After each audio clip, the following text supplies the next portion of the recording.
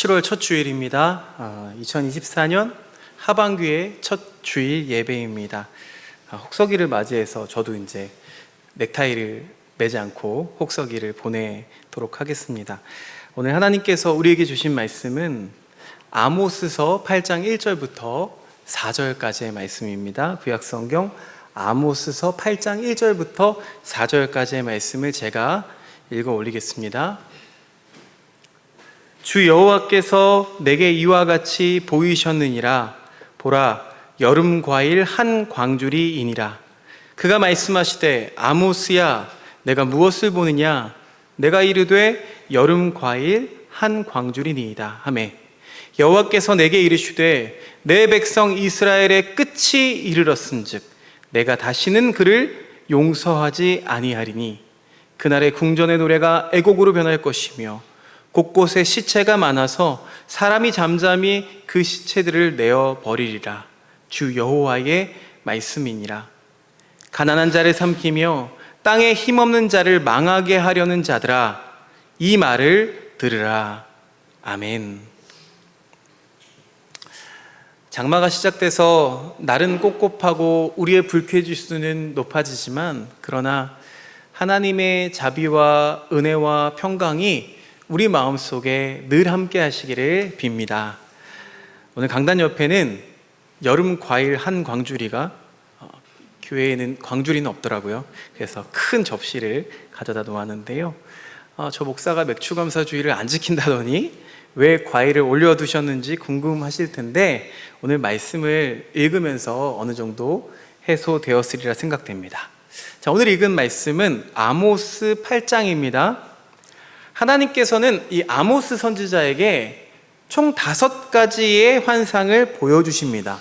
그러면서 하나님의 심판이 임박했다라는 것을 알려줍니다.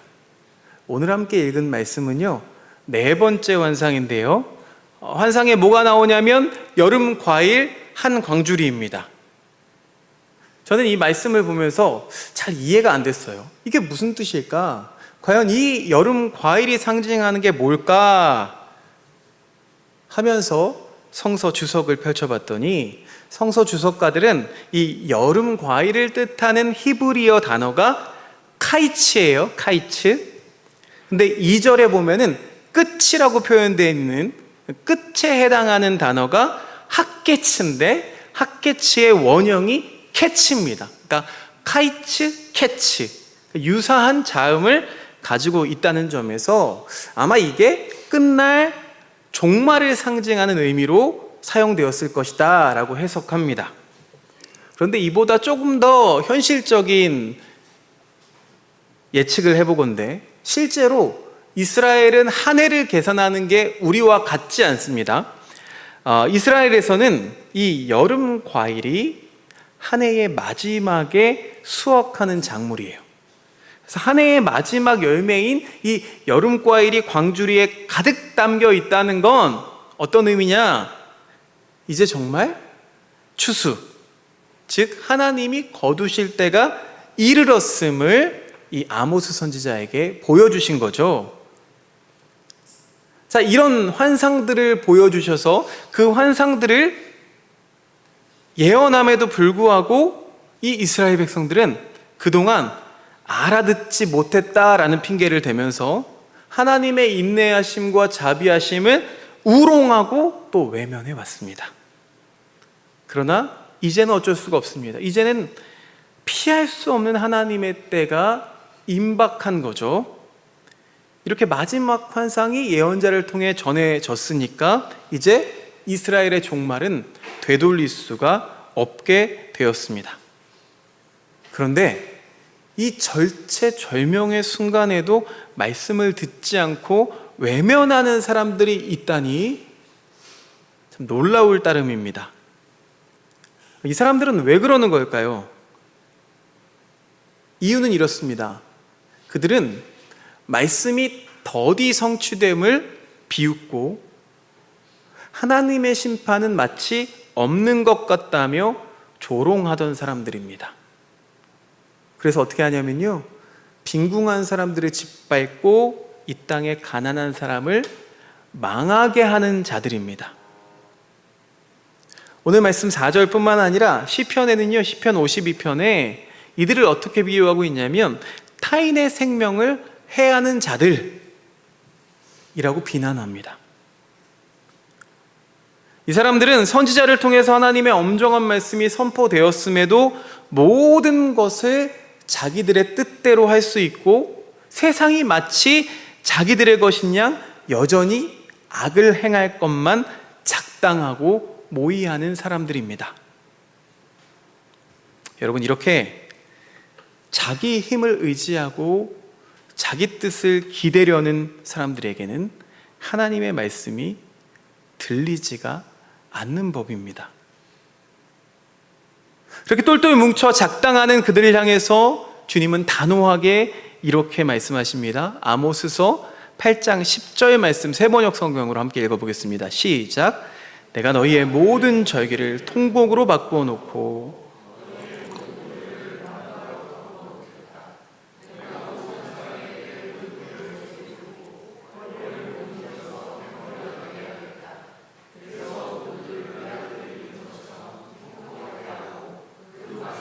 비통한 날이 되게 하겠다. 참 무서운 말씀이죠. 이 말씀을 살펴보면 어떤 내용입니까? 결국에는 내 주변에 있는 사람들이 다 죽임을 당하는 거예요. 그렇죠? 죽임을 당해서 장례를 치르는 그런 모습을 보여주고 있습니다. 이게 어떤 의미냐면 자기 마음대로 하려고 하는 악하게 작당하고 모의하는 자들, 지금은 너희들이 힘이 센 것 같지만 그러나 하나님이 너희들보다 강하시다 라고 말씀해 주고 있는 겁니다. 분명 이 시대에도 제사장이나 예언자가 있었는데도 하나님의 말씀을 듣는 이가 하나도 없습니다.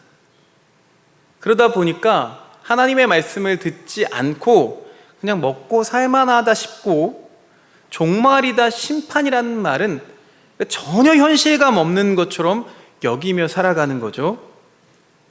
그러니 하나님이 가져오시는 기근을 이제 피할 도리가 없습니다.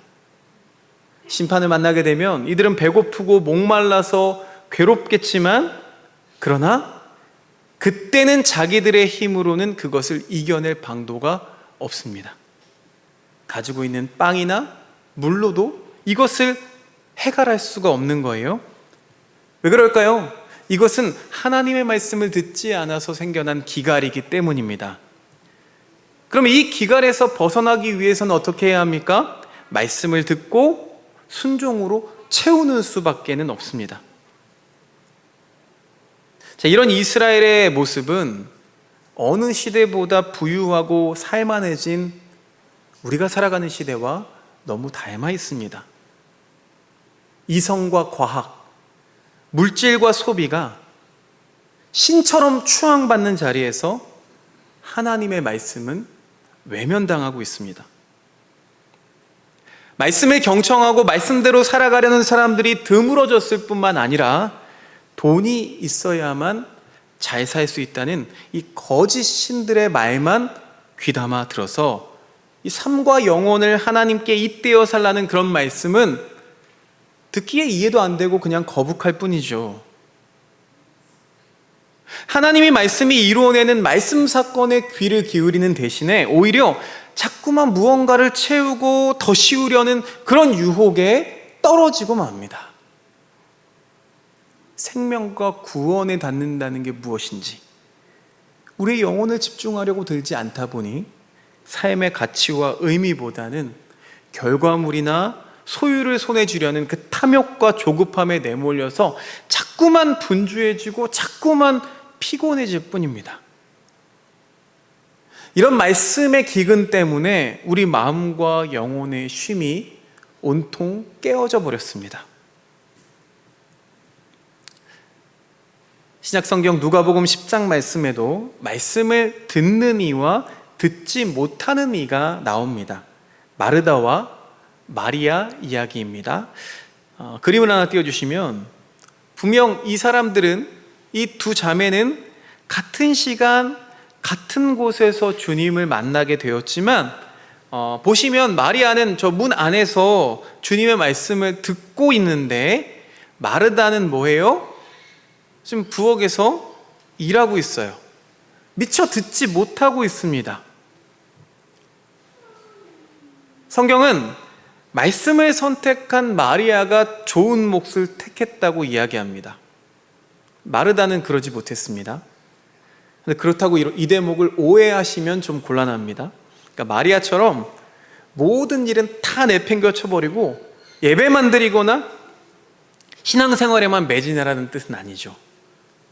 이 상황을 좀 집중해 볼 필요가 있는데요. 자, 지금 이 상황에서 마르다는 말씀이신 예수께서 그렇게 가까이 자기 집까지 찾아오셨는데도 듣지 못하는 이가 되고 말았죠. 그 이유는 무엇입니까? 바로 분주함과 염려 때문입니다. 그녀의 분주함은 주님을 위해 내가 무언가를 대접해드려야 된다는 조급함 때문에 시작되었습니다.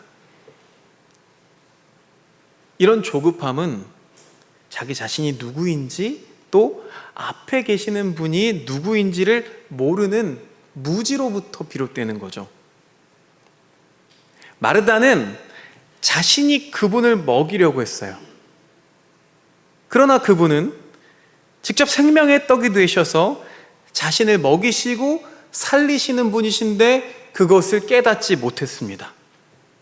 그런데 우리도 마찬가지죠.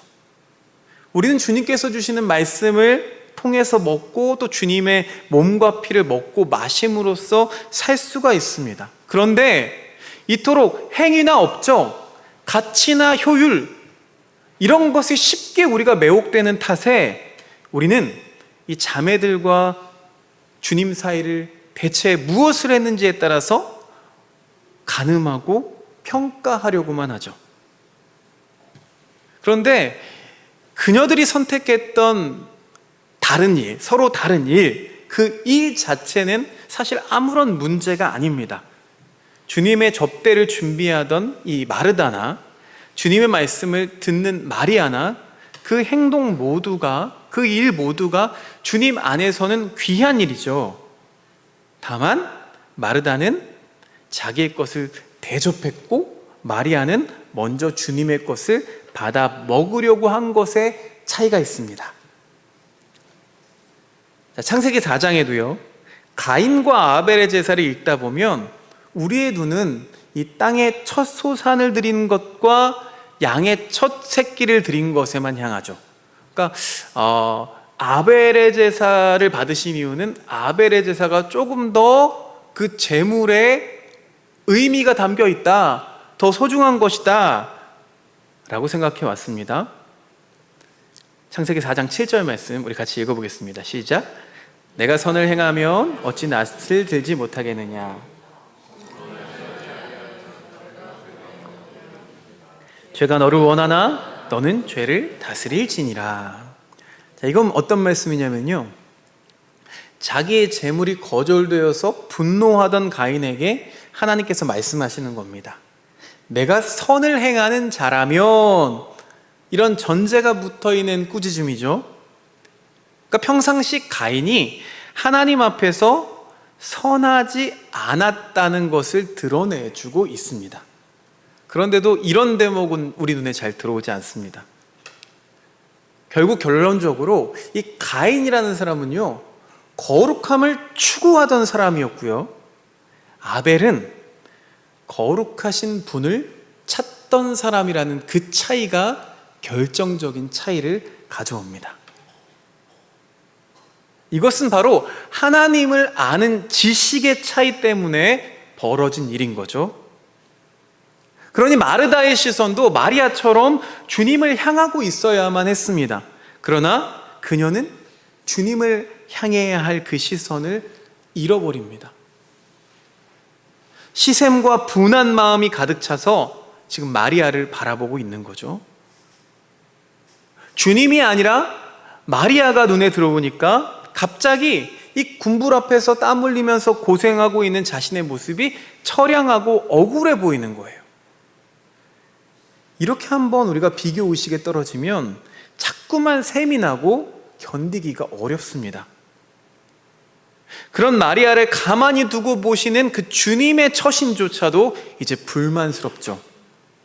그래서 갑자기 마르다가 벌떡 일어나서 주님 앞으로 달려갑니다.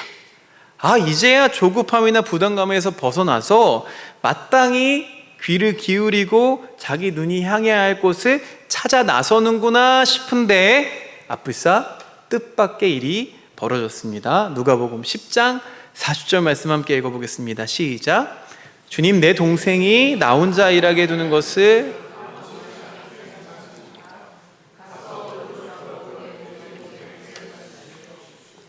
굉장히 현실적인 어떤 주님을 향한 원망이에요. 그러니까 그녀는 채워지지 않던 자기 자신의 기갈을 말씀으로 채우려는 게 아니라 오히려 마리아를 결핍되어 있는 자신의 자리로 끌어내리려는 선택을 하고 말죠. 자기 몫의 은혜를 구하지 않고 늘 다른 이의 몫을 시기하다 보면 누구라도 이렇게 이기적이고 파괴적인 사람이 될 수밖에는 없습니다. 오늘 4절에 나와 있는 가난한 자들, 빈궁한 사람들을 괴롭히고 해하는 그런 모습이 나올 수밖에 없는 거예요. 이게 왜 때문입니까? 말씀이 채워져야 할 곳이, 이곳이 비어진 까닭이죠. 성경에는 이런 사람들이 많이 등장합니다. 돌아온 둘째를 환대하는 아버지에게 자신에게는 아무것도 해준 것이 없다고 투덜거렸던 첫째 아들. 2달란트, 5달란트 받은 이에 비하면 내 손에 주어진 1달란트로는 아무것도 할 수 없을 만큼 쓸모없다고 생각해서 땅에 묻어두었던 종. 자기보다 늦게 온 이를 자신과 똑같이 대접하는 게 부당하다고 주인에게 투덜거리던 일꾼도 하나같이 똑같은 사람들입니다. 그게 비단 그들뿐인가요? 우리들의 마음도 이와 별반 다르지 않습니다. 주님은 그런 우리를 향해, 그런 마르다를 향해 이렇게 말씀하시죠. 누가복음 10장 41절부터 42절 말씀 함께 읽어보겠습니다. 시작. 마르다야, 마르다야, 너무 많은 일로 염려하며 들떠있다. 그러나 주님의 일은 많지 않거나 하나뿐이다. 마리아는 좋은 몫을 택하였다. 그러니 아무도 그것을 그에게서 빼앗지 못할 것이다. 아멘. 사실 무슨 일을 해야 하는데 하지 못했다고 염려하거나 분주할 필요가 여러분 전혀 없습니다.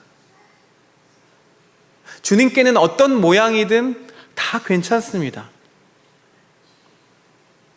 사도 바울의 말처럼 언제나 어디서나 우리에게 주어진 일은 단 한 가지뿐이기 때문이죠. 그것만 하면 되고 그것으로 족합니다. 대체 그것이 무엇일까요?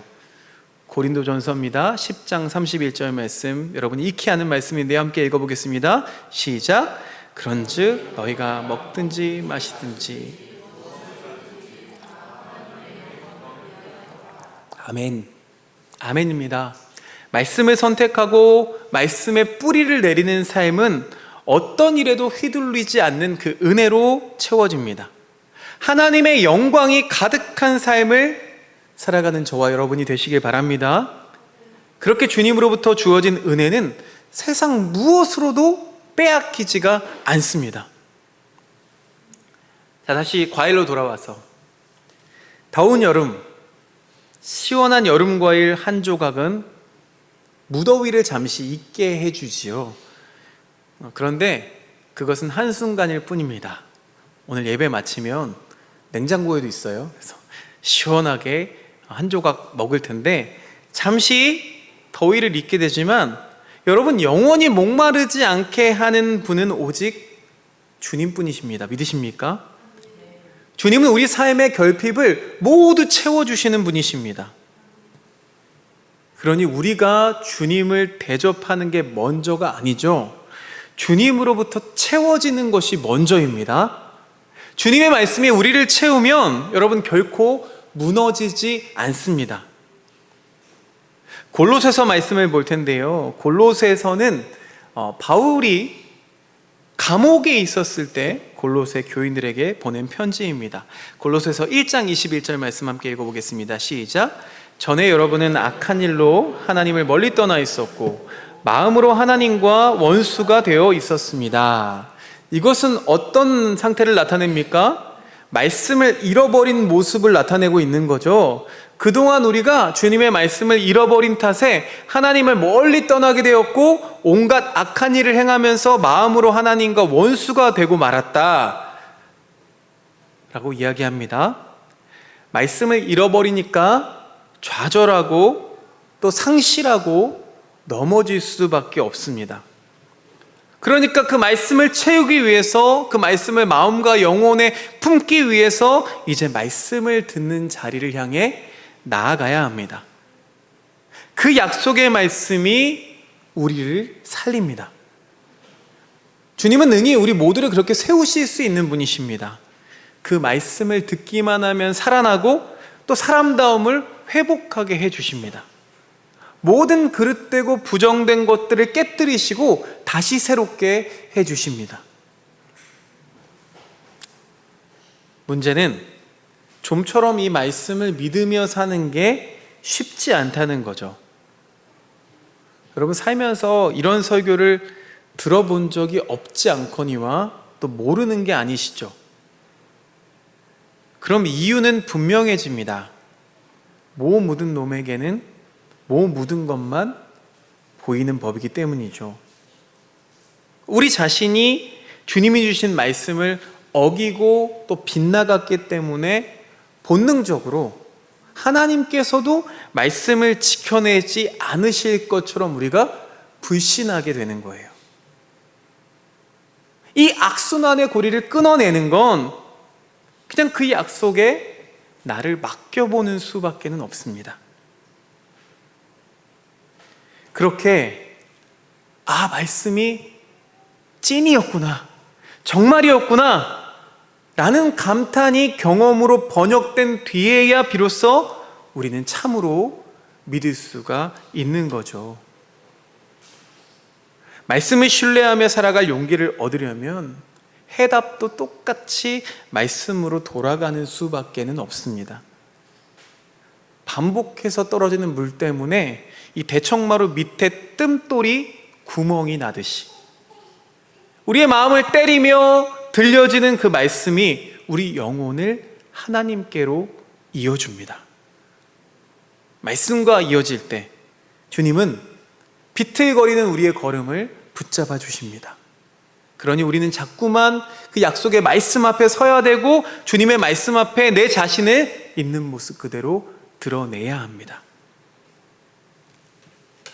바울 목사님은 그리스도 안에서 하나님의 말씀, 성취하고 이루어내는 그 생명의 말씀을 발견할 수가 있었습니다. 그래서 바울에게 말씀은 곧 그리스도신 거죠.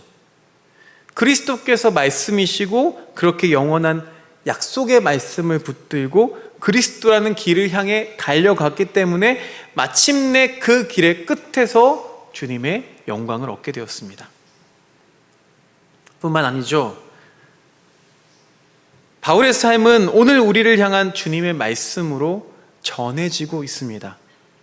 오직 자신은 이 일에 부름받은 일꾼이고 이런 자신을 사도로 부르시고 일꾼으로 택해주셨다는 그 사실만으로 살아갈 충분한 이유를 바울은 가지고 있었어요. 그래서 주님을 향한 걸음을 도무지 멈출 수가 없었던 겁니다.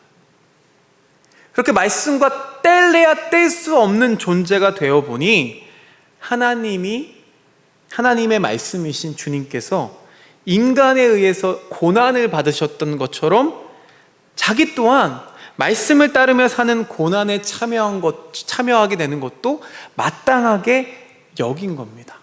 말씀과 한 몸, 한 운명이 되었기 때문이죠. 그러니 감옥에 갇혀 있어도 바울은 자유했습니다. 바울은 언제 어떻게 될지 알 수가 없었어요. 그러니 현실적으로는 마음이 급할 수밖에 없겠죠. 그런데 이 바울의 조급함은 앞에 말씀드린 그 마르다의 조급함과는 전혀 다릅니다. 여러분, 폭발하기 직전, 바로 직전의 별이 가장 빛난다고 하죠. 이 바울은 자신에게 주어진 시간이 가까이 오고 있음을 느끼지만 전혀 불안하지 않습니다. 그래서인지 이 골로새 교회를 향한 이 바울의 메시지는 오히려 힘이 있고 더 확신에 차 있었습니다. 고난과 핍박, 시련과 환란이 다가올수록, 그 끝이 다가올수록 그의 사명감은 더 빛나고 있었고, 그리스도인들만이 보여줄 수 있는 그 멋진 인생의 모습을 우리에게 본이 되어 보여주고 있습니다. 골로새서 1장 22절 말씀 함께 읽어볼까요? 시작. 그러나 지금은 하나님께서 그리스도의 죽으심을 통하여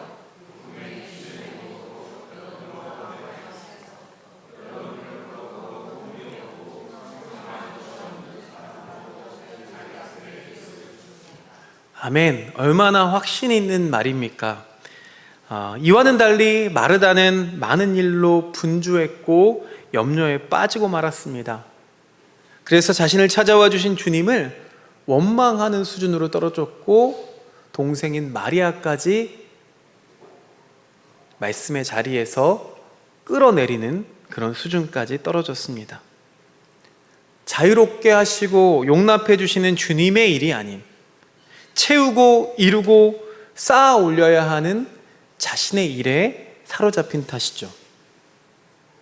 모든 것이 주님의 것이고 모든 것을 주님의 부르심의 자리로 주셨음에도 주님의 말씀을 잃어버린 탓에 모든 것이 자기 자신의 일이 되고 만 것입니다. 우리는 늘 그분께 들어야 합니다. 그분의 말씀을 생명의 떡으로 먹어야 합니다.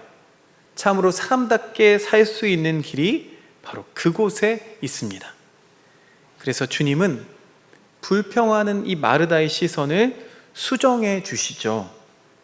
아까도 읽었지만 10장 42절 말씀 한 줄만 다시 한번 읽어보겠습니다. 시작. 그러나 주님의 일은 많지 않거나 하나뿐이다. 아멘입니다. 여러분, 이 말씀이 우리 모두를 향한 말입니다. 조급함에 내몰리고 우리가 염려와 근심에 사로잡힐 때, 또 무엇이라도 해내야 할 것처럼 불안해질 때 마음과 영혼을 그리스도의 말씀이신 그리스도께 집중하시기 바랍니다. 말씀이 잘 들리지 않을 때, 두려울 때, 믿어지지 않을 때라면 더욱 말씀이신 그리스도를 향하십시오. 우리가 해야 할 일은 많은 일이 아닌 그것 단 하나뿐입니다. 바로 그 말씀이 우리 인생을 무의미와 허무에 무너지는 것이 아니라 하나님의 말씀이 온전히 임하는 거룩한 나라가 되도록 해주실 것입니다. 내가 할 수 있을까? 여러분, 염려하지 마십시오. 주님의 말씀을 깨닫게 하시고 기억나게 하시고 말씀에 잇대어 살아갈 용기를 북돋아 주시기 위해서 오늘 우리에게 하나님의 거룩하신 성령이 함께 하시는 줄로 믿습니다. 그 주님과 동행하며 단 한 가지 우리에게 맡겨진 일에 충성을 다하는 저와 여러분들 되시기를 주님의 이름으로 축원드립니다. 하나님, 감사합니다. 오늘도 우리는 말씀을 통해 말씀의 거울 앞에 서서 우리의 삶을 되돌아봅니다. 예언자의 예언을 들으며 마치 하나님이 오심이 더딘 것 같이 여겨져서 심판이 없는 것처럼 여겨져서 우리의 방법대로 때로는 빈궁한 자들을 끌어내리며 살아가는 모습이 우리의 모습은 아닐런지요. 주님, 용서하여 주시옵소서.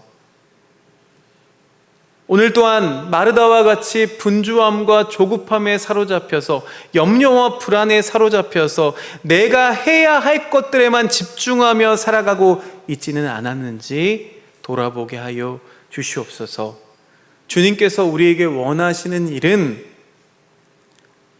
거대한 담론, 거창한 일들이 아니라 오직 주님 말씀에 집중하는 것, 주님의 영광에 참여하는 것, 주님의 기쁨이 되는 것 하나뿐인 줄로 믿사오니 주여 그 일에 전념하게 하여 주시옵소서. 우리에게 찾아오신 주님을 바라보며 집중하게 하여 주시옵소서. 주여 우리 인생 가운데 날마다 성령께서 도우셔서 주님을 바라보게 해 주실 줄 믿사오며 예수 그리스도의 이름으로 기도드리옵나이다.